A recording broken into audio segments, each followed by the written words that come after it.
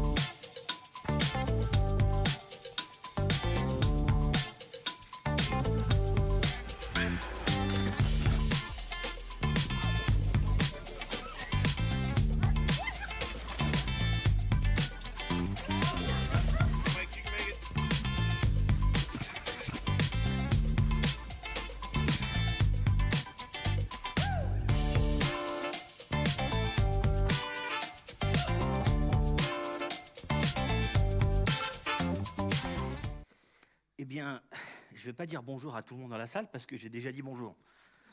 Ce serait idiot. Alors bonjour à ceux qui nous regardent en ligne, parce que pour le coup, je m'adresse à vous. Sur Facebook Live, YouTube, tout ça. Bonjour à vous. Bonjour à ceux qui sont en train de s'occuper des enfants maintenant, qui font le parking ou je ne sais quoi, qui font partie de l'église comme volontaires ou je ne sais quoi. Merci de nous rejoindre parce que vous allez certainement regarder ça après, chez vous. Et encore un grand merci pour votre service. Très content, très honoré d'être là. Jour de Pâques, un jour de baptême. Et je trouve prêcher, moi, ça m'éclate, je trouve ça excellent.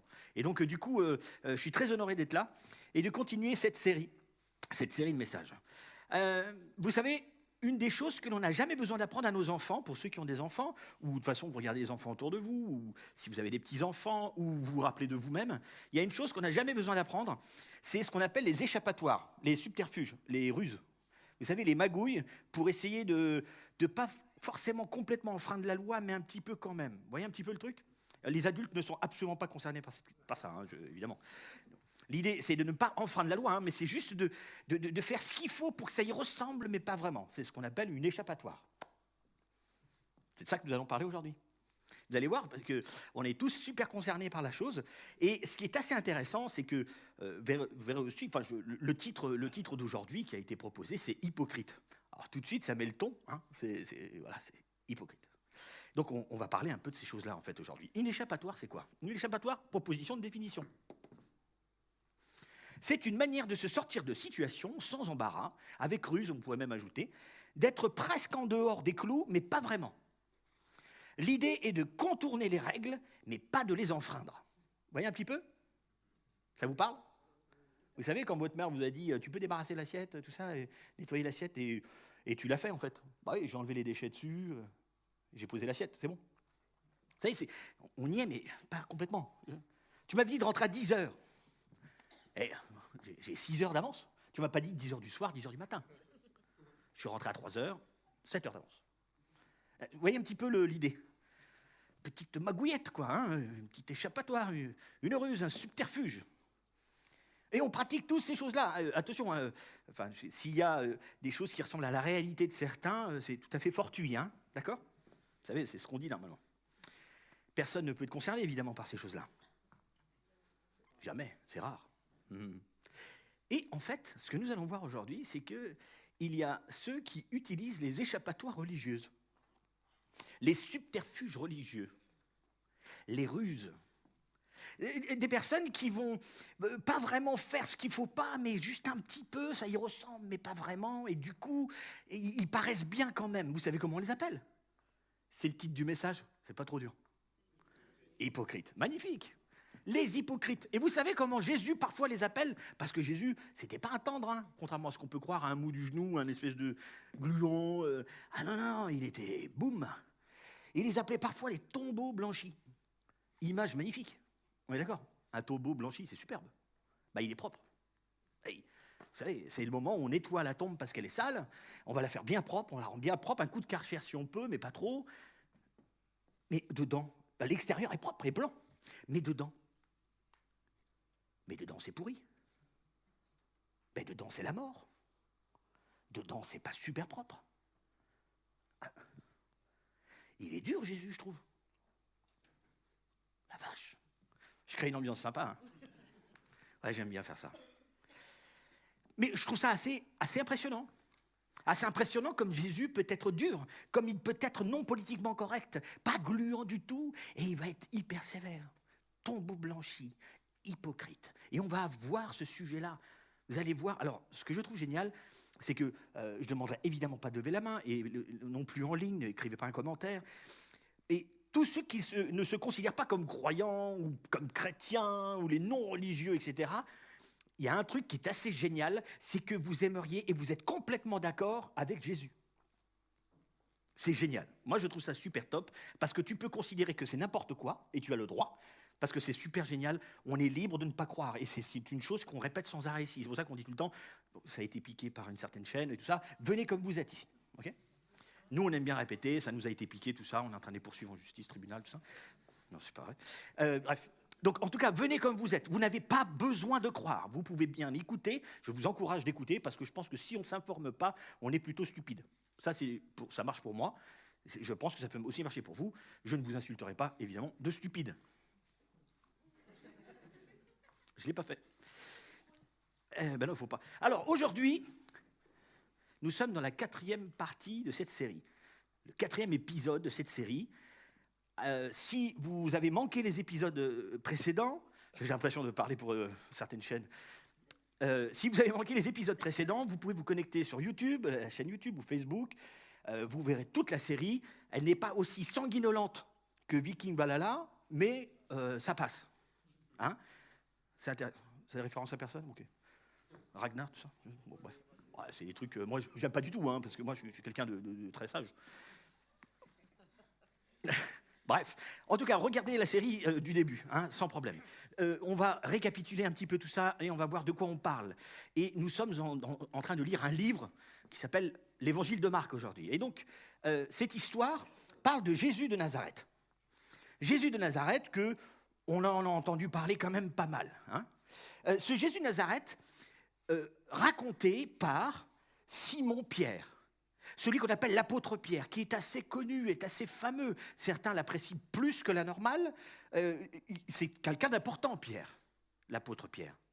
Et Pierre, en fait, dans cet écrit, est en train de dicter à une personne qui s'appelle Jean-Marc. Et nous avons retenu, dans l'histoire, le nom de Marc. Et Jean-Marc, lui, écrit ce que l'apôtre Pierre est en train de lui dicter, de ce qu'il a vécu pendant 3 ans avec Jésus-Christ de Nazareth.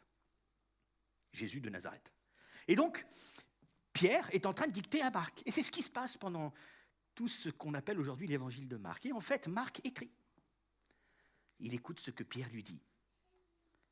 Et je pense que parfois, c'est une petite parenthèse entre nous, on en a déjà parlé aussi avec Benoît, je pense que des fois, ça devait être assez... pas comique, mais aussi des fois il devait se marrer en fait. Et tu te rends compte, il a dit ça, Jésus, c'est quand même un truc de fou. Tu l'écris? Bah oui, tu l'écris, bah oui, il l'a dit. Ok, bah je l'écris. Ouais, mais c'est quand même grave, non? Ouais, mais vas-y. Ce que j'aime, quand on lit l'évangile de Marc et qu'on regarde un peu tous ces détails, et vous allez voir, on en a d'autres, et je vais relever des choses qui ont déjà été dites. Il y a toutes ces preuves qui nous montrent en fait qu'on n'essaye pas de monter une histoire bidon, un mythe. Ça semble très réel, parce qu'on n'aurait pas besoin d'écrire ce qui est écrit parfois. Donc, à l'époque où Marc est en train d'écrire, dicté par Pierre, il écrit quoi? Il n'écrit pas la Bible, hein. Il n'écrit pas l'évangile de Marc. Marc est en train d'écrire un document qui raconte ce que Jésus a dit, a fait.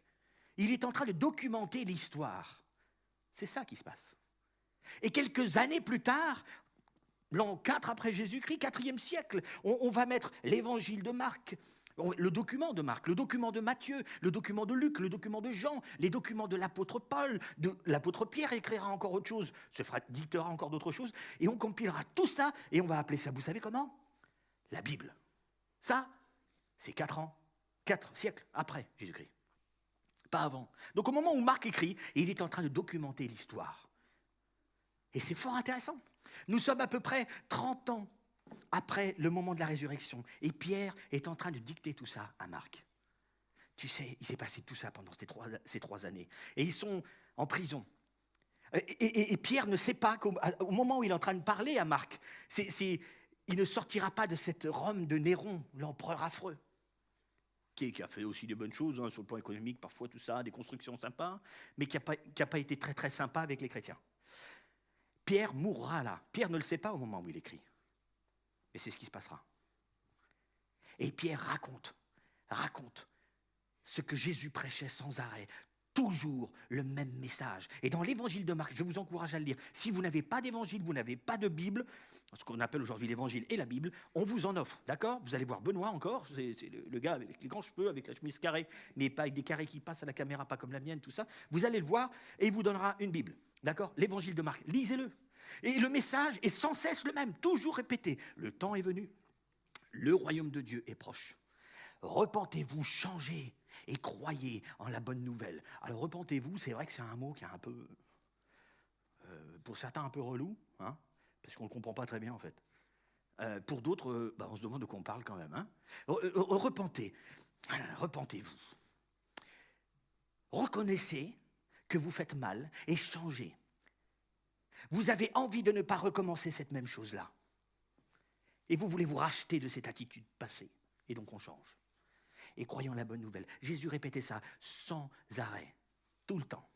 C'était le message qu'il répétait.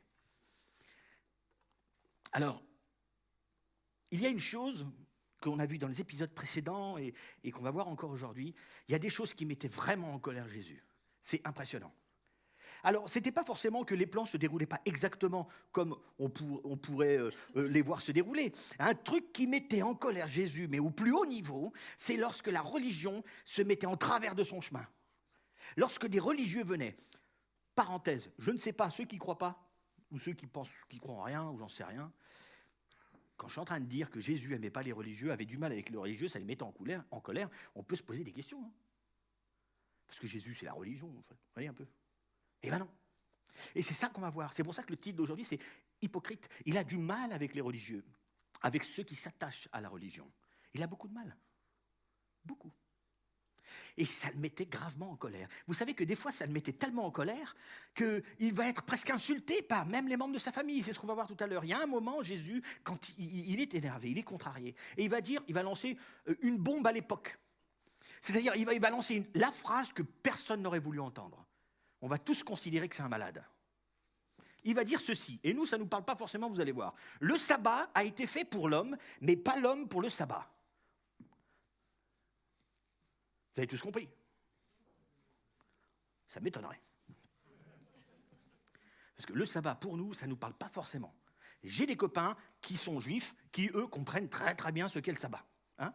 Pour ceux qui ne le sont pas, c'est compliqué. On se demande de quoi on parle. Mais il y a une chose qui est très importante à savoir, c'est que lorsque Jésus dit ça, il le dit dans un contexte où il est entouré de juifs. On est en plein judaïsme. On est Jérusalem, Judée, Capernaum, les villes qui ne sont pas forcément dans l'abri, mais qui sont par là-bas. Hein? Des villes où tout le monde sait de quoi on parle quand on parle de sabbat. Et donc, là, il est en train de leur dire, vous savez, ce truc extrêmement important pour vous, parce que même pour les Juifs aujourd'hui, le sabbat, c'est fondamental. Quand Jésus est en train de dire, vous savez quoi? Ça là, le sabbat là, cette loi-là, elle est absolument moins importante que l'amour que Dieu a pour les hommes. Beaucoup plus que ce commandement, l'homme passe devant. Ce n'est pas ce commandement qui est important. Et ce commandement n'est pas fait pour l'homme. L'homme est fait pour le commandement. Hein? Quoi?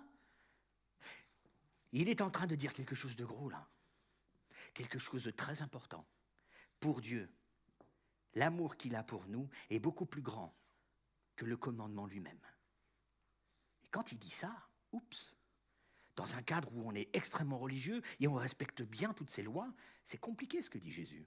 Mais il n'hésite pas. Et ce qui est drôle, c'est qu'il y a un passage où, juste après, ou peu de temps après, Marie arrive avec de la famille. Et Marie arrive, et qu'est-ce qu'elle va dire? Parce qu'elle est quand même choquée. Il faut imaginer que les apôtres qui sont autour, ils se disent, mais il n'est pas bien Jésus. Il raconte des trucs de fou. Je veux dire, il y va quand même, franchement, quoi. Il est violent. Qu'est-ce que va dire Marie? Il est devenu fou. Elle parle de Jésus, hein. Moi, je trouve génial qu'on trouve dans l'évangile, on trouve des paroles comme ça. On n'essaye pas de monter du pipeau une légende autour de Jésus-Christ. On parle vrai. Même Marie n'avait pas encore tout compris à ce moment-là. Elle se dit, non mais il est devenu fou en fait. Mon fils. On l'imagine, hein? Mon fils. Mais t'es devenu fou. Ouais. Mais je trouve génial d'avoir ça, moi, dans le texte. C'est pour ça que je vous encourage à lire les évangiles et la Bible, parce que c'est tellement réel. Jésus avait une foule autour de lui de plus en plus grande. De plus en plus de monde le suivait, partout. Et au bout d'un moment, il y a ce passage en Marc 3 à 6, je crois, dans l'évangile de Marc, au chapitre 3 à 6. Jésus va prendre un bateau, ils vont traverser la mer de Galilée. Et de l'autre côté, on l'attend déjà. Il y a plein de monde qui vient pour guérir les malades. Tout le monde est là, tout le monde l'attend. Mais au milieu de cette foule, il y a aussi des gens gênants. En fait, de plus en plus de religieux qui se posent des questions. Ils sont là et ils s'approchent. Et ils se disent, hop, mais qu'est-ce qu'il nous fait, lui? Il attire tellement de monde, il nous inquiète. Et donc on a ces gens, ces religieux, ces enseignants de la loi, ils sont appelés, ou ces pharisiens, pardon. Les pharisiens sont quoi? Les pharisiens sont des personnes qui font partie d'un parti politique religieux, et ils sont extrêmement doués. Ils connaissent très bien la Torah, hein, la Bible des Juifs, ils la connaissent très bien par cœur, les 613 lois, etc. Ils sont impressionnants. Et ils commencent à venir au milieu de cette foule. Et ils commencent à poser des questions. Et au bout d'un moment, ils se disent, aïe, mais qu'est-ce qu'il nous fait, ce Jésus-là? Et vous avez vu les disciples autour de lui, ceux qui le suivent, ils commencent à faire n'importe quoi, ils ne respectent pas les lois. Mais c'est pas normal, ça. Ce serait peut-être pas mal de lui faire remarquer à ce gars, hein, à ce nouveau rabbi. Alors, voici ce qui se passe. On rentre dans le texte, on arrive dans l'évangile de Marc au chapitre 7. Ces pharisiens, ces enseignants de la loi, remarquèrent que certains de ses disciples à Jésus prenaient leur repas avec des mains impures, c'est-à-dire qu'ils ne s'étaient pas lavé les mains. Entre parenthèses, en effet, les pharisiens et les juifs en général ne se mettent jamais à table sans les avoir soigneusement lavés. On continue le texte. Ils observent ainsi la tradition de leurs ancêtres. De même, en revenant du marché, ils ne mangent pas sans avoir fait leurs ablutions. Ils ont reçu beaucoup d'autres traditions qu'ils observent, comme celle de laver rituellement les coupes, les pots et les vases de bronze. La parenthèse est fermée par Marc. C'est drôle, c'est intéressant de remarquer que Marc est obligé de nous donner autant de détails, parce qu'en fait, vous savez, Marc, qui était en train d'écrire, lui n'est pas juif. Et il sait aussi que parmi ses lecteurs, il y aura des gens qui ne sont pas juifs. Et que quand ils vont lire le truc des mains impures, ils vont se dire « Qu'est-ce qu'il raconte ?» Donc, il explique là. Et il est en train d'expliquer ce qui se passe. Et là, on revient à celle d'avant, s'il te plaît. Celle d'avant. Celle d'avant. Voilà. Les pharisiens, les juifs en général, ne se mettent jamais à table sans les avoir... C'est où ça? Oui, c'est après, pardon. Oui, pardon, c'était là. Oh, j'y vois rien. Ah oui, la tradition de leurs ancêtres. Ouf! J'ai oublié de le mettre en gras. Normalement, je le mets en gras. C'est en jaune. Il parle de la tradition des ancêtres. Donc, il est extrêmement important maintenant que je vous parle un peu de quoi on parle. On parle de la tradition des ancêtres qui est un peu la loi orale, la Torah orale. Et il y a une espèce de légende, de mythe qui dit que Moïse, qui est quelqu'un d'extrêmement important pour les Juifs, parce que c'est lui qui a reçu les lois. Si vous avez regardé le vieux film avec Charlton Heston, qui durait 4 heures à l'époque, les 10 commandements, vous le saurez, ou le Prince d'Égypte aussi, pour les plus jeunes, et il y en a une autre derrière? Non, je ne crois pas. Enfin bref, il y a des films comme ça qui parlent de ces 10 commandements et de ce Moïse. Moïse, sauvé des eaux, tout ça. Et Moïse, la légende dit, aurait reçu ces 10 commandements, ça c'est pas une légende, mais il aurait reçu en plus de ça des lois que Dieu lui aurait données en plus. Des centaines et des centaines de lois en plus. Des lois qui sont en fait transmises oralement. Et on n'a aucun écrit de ces lois. Et il y a cette légende, et ça s'appelle la tradition des ancêtres, la tradition des anciens, la Torah orale. Et vous savez, ça, Jésus, parce que Jésus, ça le met très en colère. Pourquoi avoir ajouté toutes ces lois, toutes ces choses-là? Pourquoi? Ça, il n'aime pas. Ça le met en colère. Et vous allez voir que là-dessus, il va taper fort. Parce qu'on se remet dans le contexte, hein. Il y a ces enseignants, ces religieux qui viennent et qui vont voir Jésus et qui lui disent « C'est pas normal que tu aies autant de disciples qui mangent avec les mains impures. Selon la loi, la tradition des ancêtres, ça ne devrait pas être le cas. » Et ça, Jésus, ça le gonfle. Et on va voir ce qu'il va faire. Jésus n'en reste pas là, et donc il va dire « Ah bon ?» Regardez la réponse de Jésus, elle est superbe. Elle est, comment dire, directe. Hypocrite. Ok. C'est des gens importants, ils arrivent de Jérusalem. Ils ont fait 6 ou 7 jours de voyage pour venir voir ce rabbi qui s'appelle Jésus. Et lui, lorsque eux lui disent, c'est pas bien que tes disciples ils mangent sans avec les mains impures, hein? Et lui, il leur dit quoi? Hypocrite. Leur répondit-il, Ésaïe vous a fort bien dépeint dans sa prophétie où il est écrit. Hypocrite, c'est ce que dit Jésus. Il a du mal avec les religieux, Jésus. Il est dur. C'est bon, moi j'aime ça. Hypocrite. Et là, ce que Jésus fait est très fort. Parce que lui va citer maintenant Ésaïe. Ésaïe, c'est un prophète qui se trouve dans la Torah. Et donc ça, c'est quelque chose d'écrit. Ça, tous les enseignants de la loi et les religieux qui sont autour ne peuvent pas dire « Oh, ça vient d'un truc qui a été transmis oralement. » Ésaïe. Et Ésaïe parle bien de vous, chers amis, va dire Jésus. Voici ce que dit cet Ésaïe. Ce peuple m'honore des lèvres, mais au fond de son cœur, il est bien loin de moi.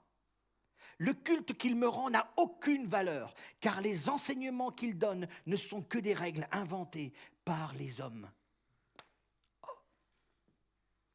Ce peuple m'honore des lèvres. Ils savent dire ce qu'il faut dire. Ils connaissent les bonnes phrases, les bonnes expressions. Vous savez, ça nous parle. Hein. Ce n'est pas réservé qu'à ces gens-là. Hein. On sait dire les choses, c'est nickel. On a le bon discours. C'est top. Combien, si je posais la question dans cette salle ou en ligne ou à tous mes potes que j'ai dans le boulot et ailleurs, pourquoi tu ne vas pas, ou pourquoi tu ne vis pas la foi, ou pourquoi tu n'as pas envie de vivre un événement, vivre l'église, etc. Mais parce que c'est tous des hypocrites. Vous savez combien de fois j'ai entendu ça? C'est énorme. Parce qu'en fait, ce peuple m'honore des lèvres.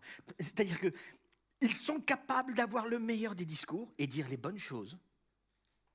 Mais au fond, ils sont super loin. Très très loin de ce que Dieu veut. Ce peuple m'honore des lèvres, mais il est très loin de ce royaume qui est proche. Eux, ils sont super loin en fait. Vous êtes des hypocrites, dit Jésus. Des tombeaux blanchis.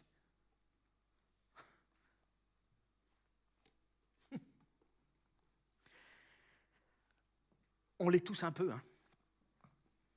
Ces religieux. Trop souvent. Là, je m'adresse à ceux qui se disent croyants, qui se disent chrétiens. Les autres, vous pouvez vous relâcher, là, tranquille. Hein.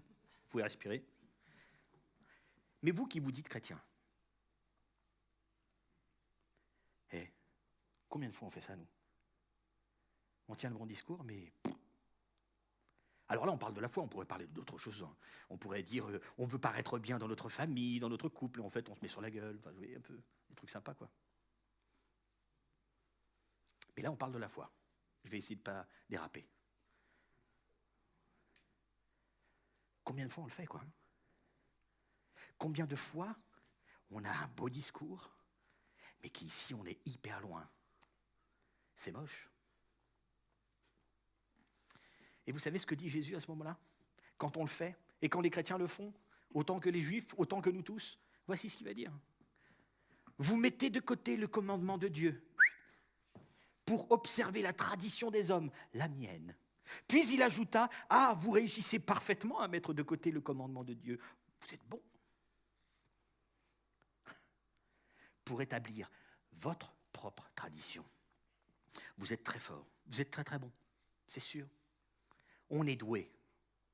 Et dans les religions, nous sommes très très doués. Les religieux sont extrêmement doués. Ah oui, c'est génial. On peut paraître tellement beau, tellement bien, tellement carré, tellement juste, tellement honnête. Et on peut être totalement l'inverse. C'est dur ce qu'il dit, je trouve. Hypocrite. Alors Jésus va enfoncer le clou avec un exemple après ça. Wow. Ça suffit. J'imagine, un instant, petite parenthèse, on se met dans la peau de Pierre et des autres disciples au moment où Jésus fait tout ça. Et ils doivent se dire, non mais il va loin quand même. Hein. Enfin, il est grave, quoi. Non. Enfin, en fait, on est d'accord, mais parce que nous aussi, des fois, on fait ce qu'il dit aux autres. Mais bon, il pourrait être peut-être plus copain avec les gars, parce que quand même, il s'énerve en face. Il va commencer à subir des menaces, Jésus, à force d'avoir ce ton et de dire ces choses dures. Et vous savez quoi? Jésus, il s'en fiche. Il enfonce le clou. Ah. En effet, Moïse, quand il dit Moïse à des Juifs, vous savez qu'il parle de la personne. Moïse. En effet, Moïse a dit « Honore ton père et ta mère ». Nous trouvons ça dans ce qu'on appelle les 10 commandements. C'est le 5e commandement dans la liste. « Honore ton père et ta mère ». Et Jésus commence là-dessus. Mais là, par contre, le seul problème de Jésus, c'est qu'il n'est jamais trop cool. Hein, et donc, il va un petit peu plus loin. Tu peux laisser le texte. Honore ton père et ta mère. Et il ajoute ceci qu'on trouve dans un autre livre, où il y a les 10 commandements dans un certain endroit, et dans un autre endroit, on trouve une suite. Si tu ne le fais pas, ne bouge pas. Honore ton père et ta mère, et que celui qui maudit son père ou sa mère soit puni de mort. Ce n'est pas une petite infraction. Hein.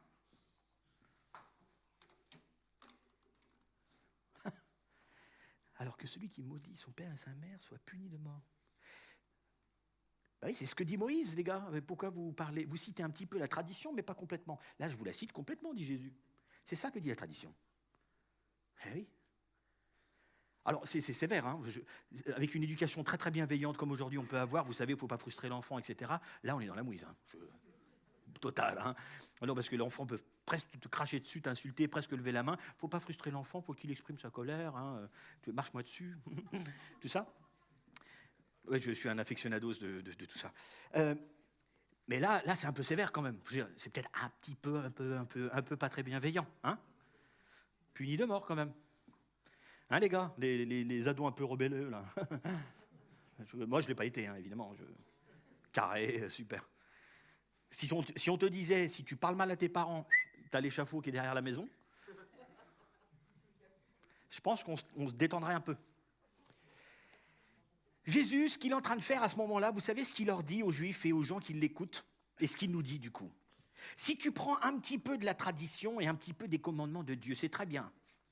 Alors tu prends tout ou tu prends rien. Tu prends l'entier de la Torah ou tu prends rien. Tu prends l'entier des 10 commandements ou tu ne les prends pas. Est-ce que c'est clair? C'est ce que dit Jésus.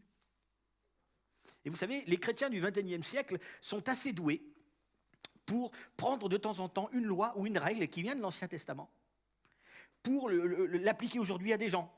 Tu devrais pas, tu sais, c'est pas bien. À toi non plus, hein. Et toi non plus, hein. Parce que c'est écrit dans le machin. Mais on oublie de prendre le reste. Les punitions qui sont ajoutées, les châtiments, tout ça. Ben non, parce que sinon ce serait super sévère. Eh oui. Parce que si tu parles, tu maudis ton père, ça craint.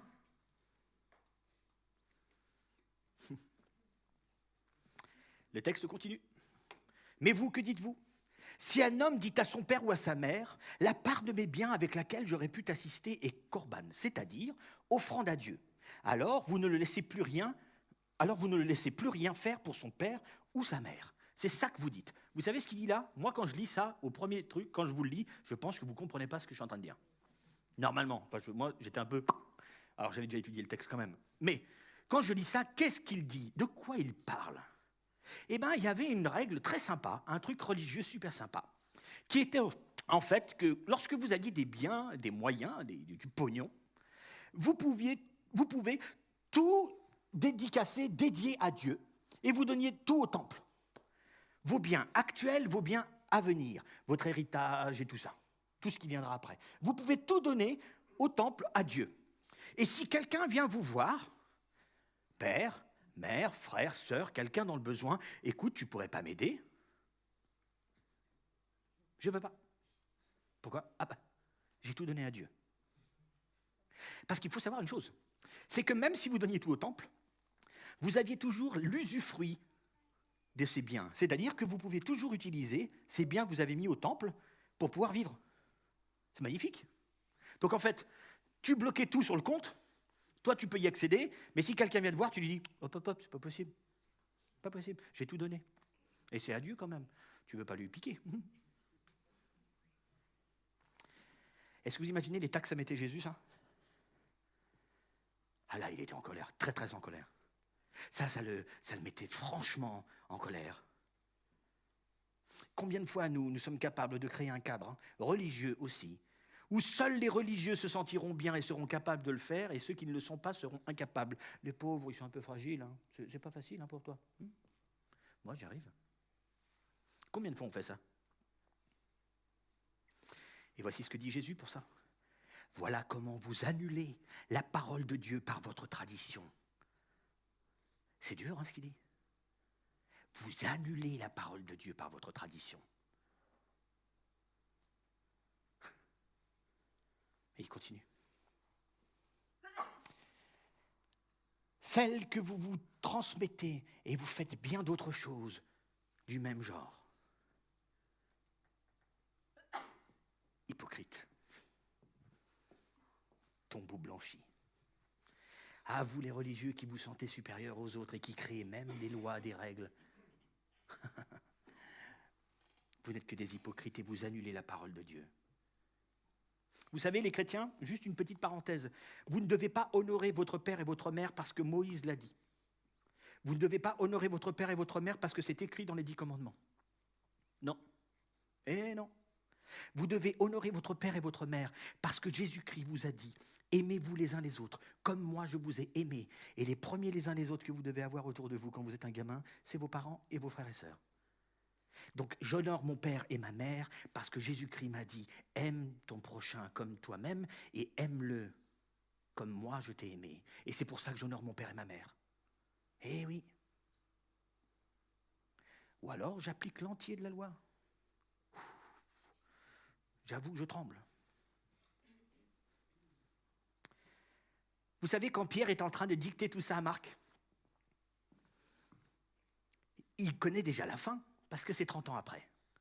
Jésus va mourir, il va être crucifié, et il va ressusciter après. J'aime beaucoup le temps de la Pâque et de la résurrection, parce que j'aime foutre un coup de pied à ce truc de Dieu est mort.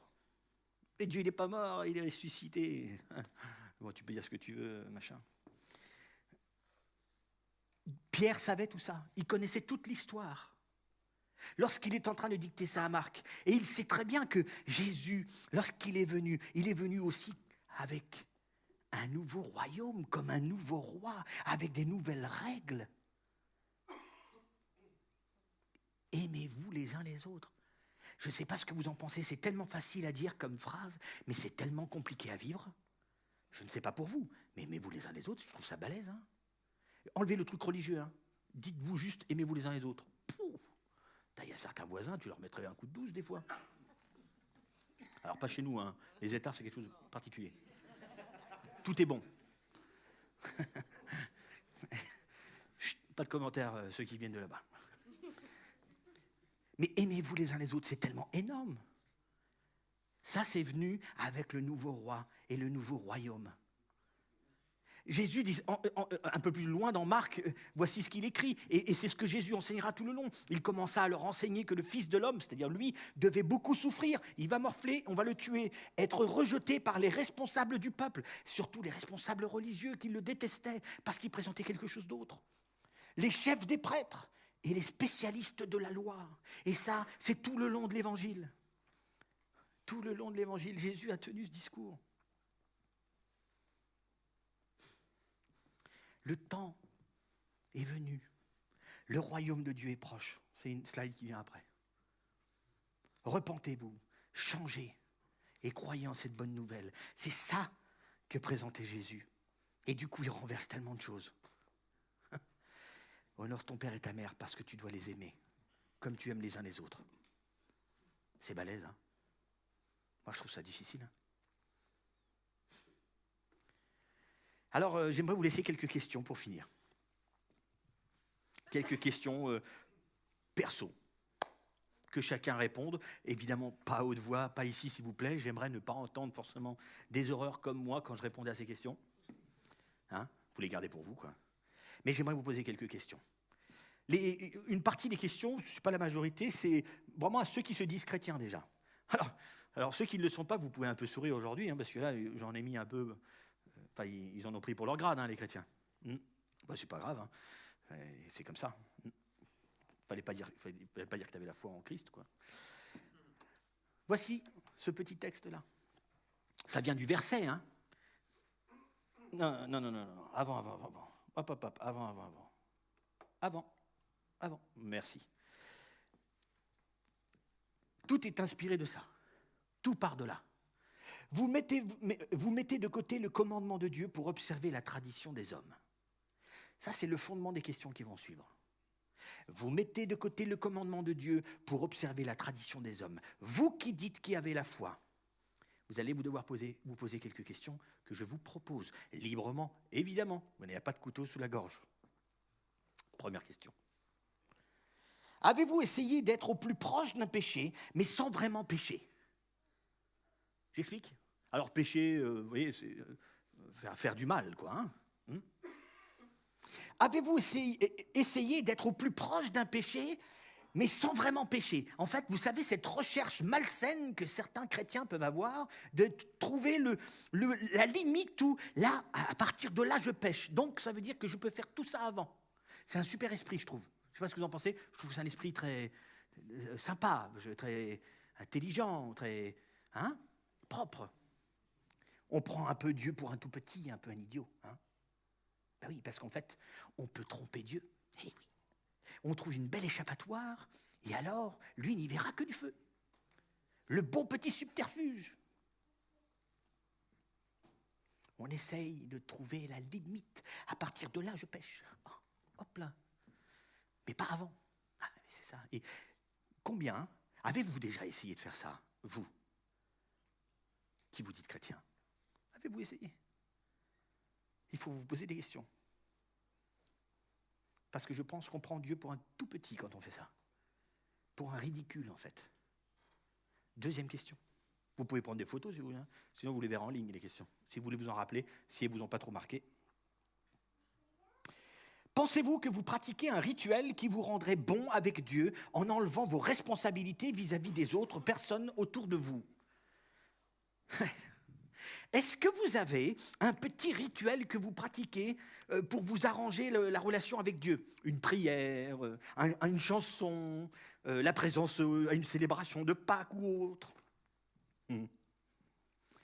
Pour arranger ma relation avec Dieu. Parce qu'une fois que je pratique ce rituel, avec Dieu, c'est bon. Avec celui à qui j'ai fait du mal, je m'en secoue pas mal. Tant qu'avec Dieu, ça va bien. Ah bon ? Vous êtes sûr que c'est ça qu'il faut vivre ? Vous êtes certain de ça ?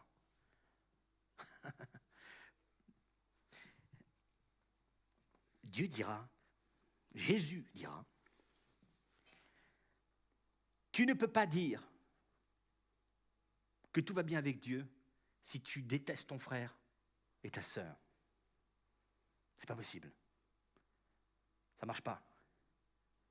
Vous savez que si vous faites du mal à ma femme et à mes enfants, ne vous attendez pas à que je vienne boire un coup chez vous ou passer une soirée avec vous. Je ne le ferai pas.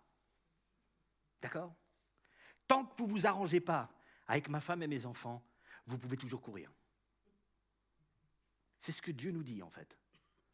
Alors, j'ai ma version, mais il nous dit la même chose.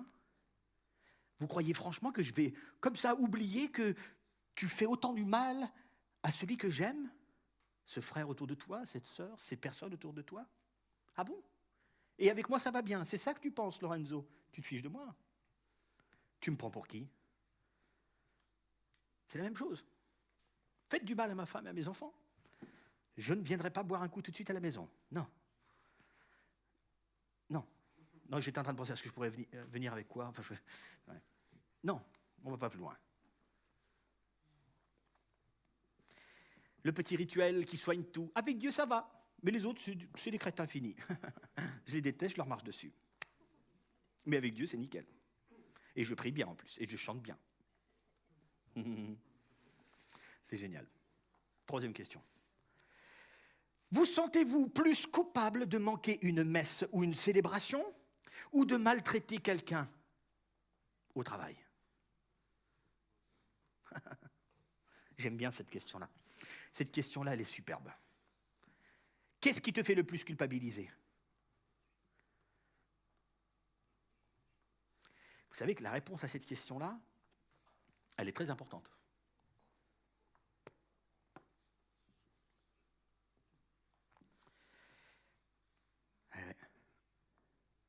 Vous savez que Dieu ne nous laisse pas le choix, en fait. Vous devez culpabiliser déjà dès le début de faire du mal à quelqu'un. C'est comme ça que ça marche. Le rituel, le machin, oh avec Dieu c'est nickel, oh, je peux me présenter, super. Non, il ne faut surtout pas que je manque la célébration parce que si jamais c'est un week-end où il y a un week-end bouffé d'air où il n'y a pas de célébration, il faut absolument que je me trouve à une autre église pour y aller. C'est hyper important. Par contre, l'autre, c'est un crétin fini, je l'ai insulté pendant 5 mois, je le déteste de tout mon cœur, c'est vraiment un crétin, hein, et je ne m'arrangerai pas avec lui. Ok ? Mais je ne louperai pas ce moment de célébration. Trop important. Waouh!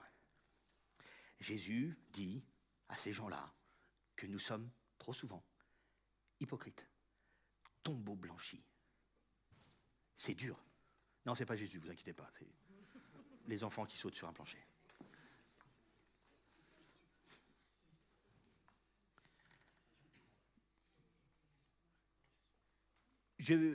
Nous allons vous laisser une phrase qui restera là-haut, qui restera ici, je ne sais pas où. Pam, là-haut. Une phrase qui devrait, une question en fait, qui devrait nous trotter dans la tête. C'est hyper important. Parce que moi, je déteste me faire appeler hypocrite. Je déteste être appelé hypocrite par Jésus lui-même. C'est pas possible. J'ai pas envie. Et je pense que c'est quelque chose que l'on doit voir ensemble. Alors le texte là, je l'ai arrêté ici parce que la suite sera dans 2 semaines, je crois, un truc comme ça. Lisez l'évangile de Marc pour ceux qui ont envie de le lire. C'est le défi qui a été proposé dans 3 semaines. Oh, je ne sais plus, enfin dans quelques semaines. Oui, parce qu'on n'est pas super religieux, du coup on crame un peu des dimanches, tout ça, on passe du bon temps en famille, tout ça. N'hésitez pas à suivre. Vous allez voir un petit peu ce que Jésus a encore à nous dire. Et il nous dit encore que ce royaume, ce temps est proche, que le royaume de Dieu est venu et que nous avons encore le temps de nous repentir, de changer et de croire en la bonne nouvelle. Pour finir ce moment, j'aimerais juste prier. Et après, je laisse la place aux musiciens. Oui, c'est ça. Seigneur mon Dieu, mon Père Céleste, je te remercie pour cette journée et pour ce temps que nous avons passé ensemble. Merci aussi pour ces textes, pour ces documents écrits à une époque. Merci pour ces enseignements et tout ce que l'on peut tirer de bon pour nous. Je te remercie encore une fois pour les temps que nous avons vécus tout à l'heure aussi, parce que nous avons vécu aussi un baptême. C'est un bonheur de vivre ça et de voir tout ça. Et on veut se réjouir et faire la fête autour de ce moment. Encore une fois, je te remercie parce que tu nous as permis de nous approcher de toi librement. On n'a pas besoin de ressembler à quelqu'un de particulier, à nous habiller d'une certaine manière, à parler d'une certaine manière, à de faire tel ou tel rituel pour te plaire. Non, on peut être nous-mêmes. Et c'est beau d'être dans cette diversité. Je te remercie encore une fois, mon Dieu. C'est au nom de Jésus-Christ que je prie. Amen.